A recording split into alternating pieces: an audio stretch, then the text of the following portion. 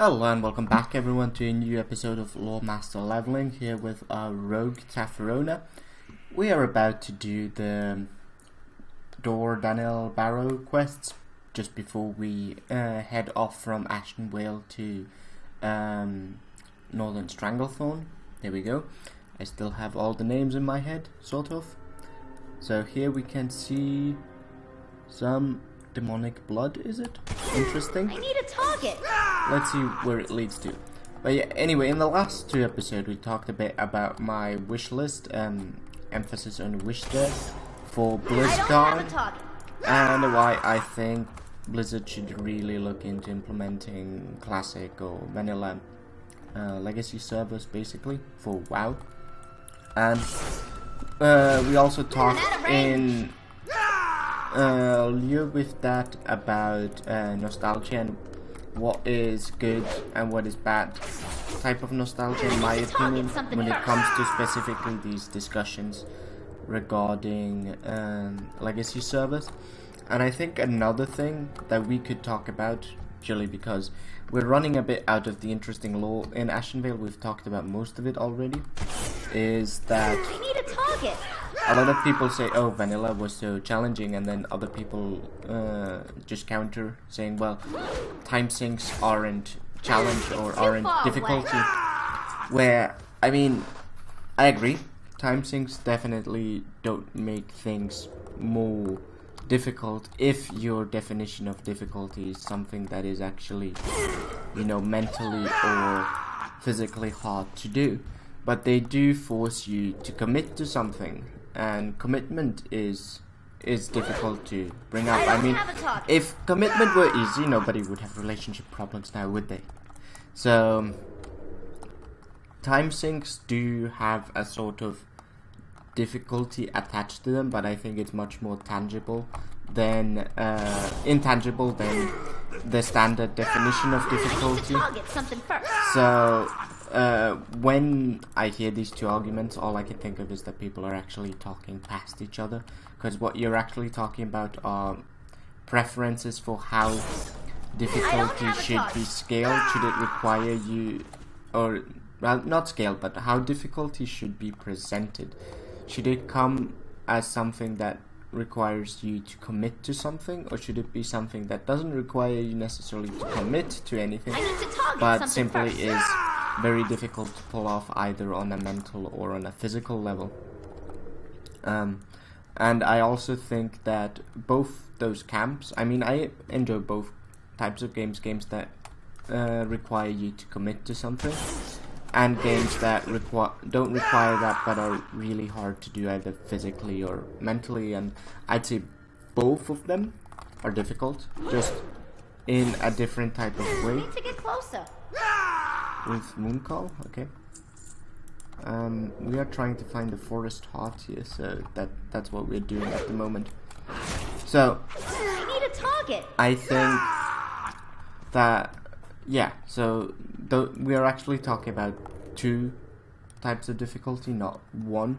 Also, what's important to bear in mind is that all these choices about what type of difficulty you want your game to have influences other design choices. So you might say, well, I don't care much about the time sink aspect of difficulty, like I don't want it to force me to be committed to the game, but I do enjoy some of the other side effects of it.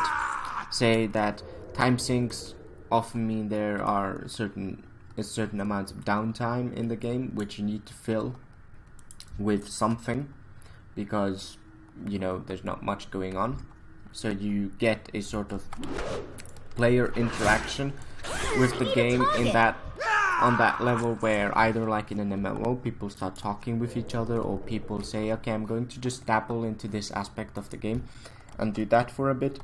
So say I used to dabble into battle crimes whenever I felt like I have a long quest chain to do, and I can't be bothered to do it all in one go, or maybe even I can't because it's gated that way. So in order to while away the dead time that the quest forced me into, say by saying, okay, you can only do this quest It's too far away. every 1 hour or every day or so, like with dailies, or this question requires a lot of traveling from one continent to the other, and the travel itself was like half my gaming session. So what I do is I do traveling and battlegrounds at the same time to while away that dead time.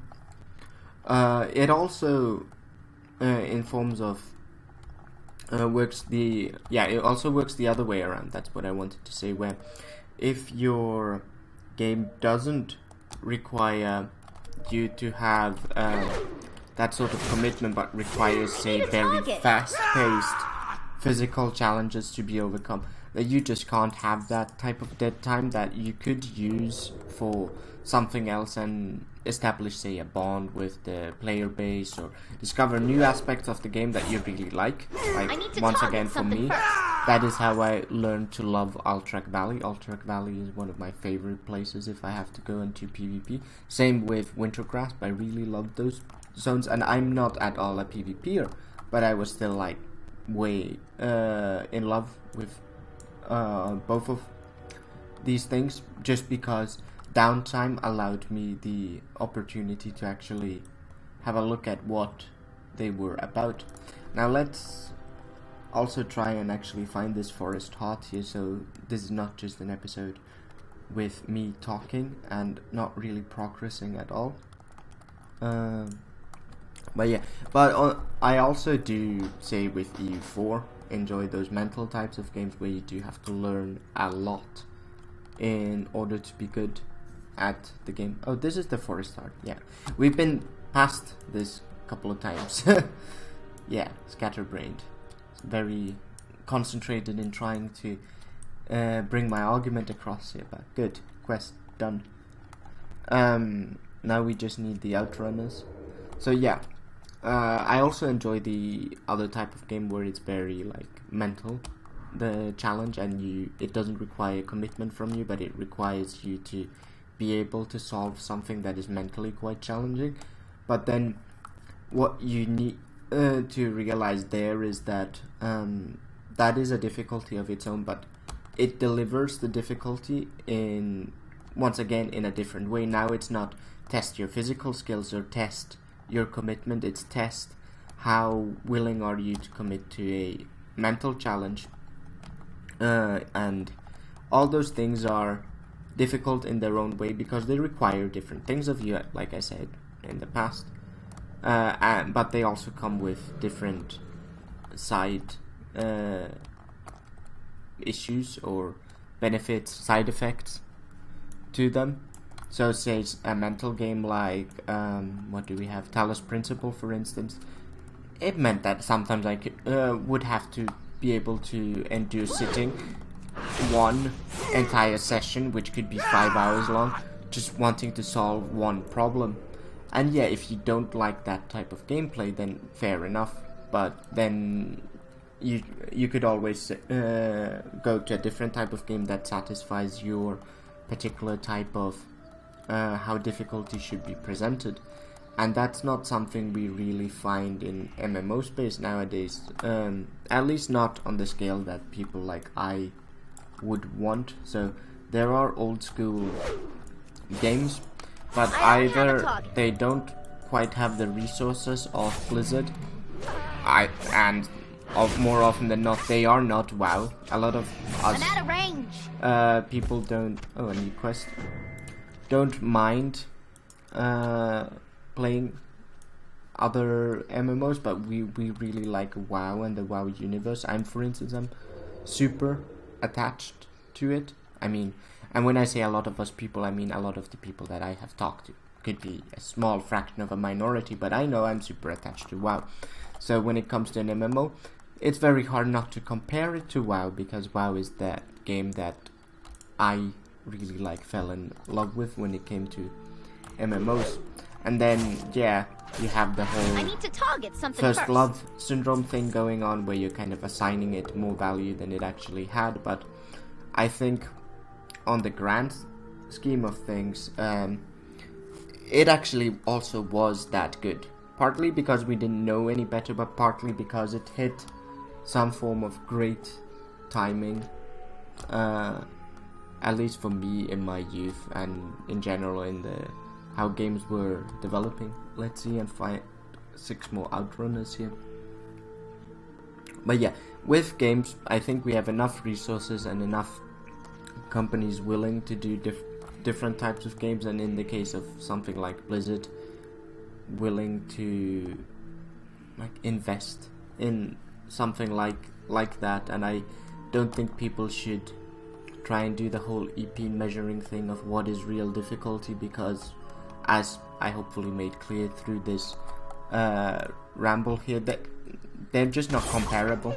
They're trying to achieve the same thing, a difficult experience, by presenting that difficulty in different ways, and we should just, you know, love and respect each other for, you know, having different tastes regarding this. There's a great Finnish expression that you can argue about anything except taste, and I do believe in that wholeheartedly, and that's why I'm really trying to hope and keep up hope that we will get something, a similar game with a similar design philosophy behind it as WoW, Vanilla, and TBC to a certain degree, even though TBC already started to streamline things like world building, where we didn't have sprawling dungeons anymore and they were literally just boss room, mob corridor, boss room. So yeah. But yeah, that was my like 2 cents for challenge and what is challenge in games, and sadly or luckily I can't really give you an answer because it's so many different things depending on what the developer wants and what players do with said challenge. I mean, Tetris is for instance challenging, but the challenge in it is completely different to something, say, Banished or chess. We found an outrunner though, so let's kill an outrunner. The last couple of elves we kill in this very nice forest of Ashenvale does really do a good job of reminding me of Lord of the Rings, and just the elf starting area in general is one of my favorites. It just, I think that was the first moment when I went to the elven starting area for the first time that I got a wow. This game, a wow, pun unintended. This game is magical, and you can still see it here in Ashenvale with the music and just with the great use of the colors and the big trees. Yeah. Sadly, I don't play elves that much, even though they're one of my favorite fantasy races. But in all respect, my second character that I ever got to what was level cap at the time was my hunter in Wrath of the Lich King. So elves have gotten some love from me, and I played entire 2 years, 2.5 years, something like that, with breaks, RPing blood elves of various kinds. So I can't really say that elves haven't gotten love from me. It's just not these types of elves, because I became Horde, and you know, this is Night Elven territory. But let's see if we can't find, we need 3 more outrunners. So in this direction roughly. We can't obviously go through the tree, but at least the quest circle shows us that there should be something in this direction, even though I have the creeping feeling that that's where we just came from, and we can only find oozes, ghosts, and this Dark Slayer Mordenthal here. I wonder what he does here though. This is also one of those things that I really love with open world games and MMOs, because MMOs taught me about this for the first time, is you have these random NPCs here that sometimes become useful, sometimes don't. They might just be wandering vendors, and you just think like, what are they doing here? And it just gives you this, at least for someone like me who has a fairly active imagination, this kick of just making up a backstory for them and asking like, so what is he doing here? Is he like hunting these elves or I'm out of range. trying to assist the orc outpost, or is he just a merchant that his wares got torched and now he's out for revenge, or what's going on here? Maybe there's a tragic love story with an elf and you know he wants to be near to her, but now that the wars come they need to be separated, blah blah blah. You never know. I mean, my imagination is quite crazy and it doesn't really contain itself in the realm of plausible things, but there you go. That was just a snapshot into what I can come up with. Not that they're good stories, but they are entertaining to me at least, and that is what I'm going for with that. And yeah, I think I heard a night elf stealth. Yeah. So okay, that's our last night elf. Then we can go and turn in the quests finally, and go towards the goblin and troll infested northern Stranglethorn Vale. Okay, let's not forget about the ogres. There are ogres as well then. But first let us return our quests and get to level 25 and something. We have quite a few quests here after all that we can return now.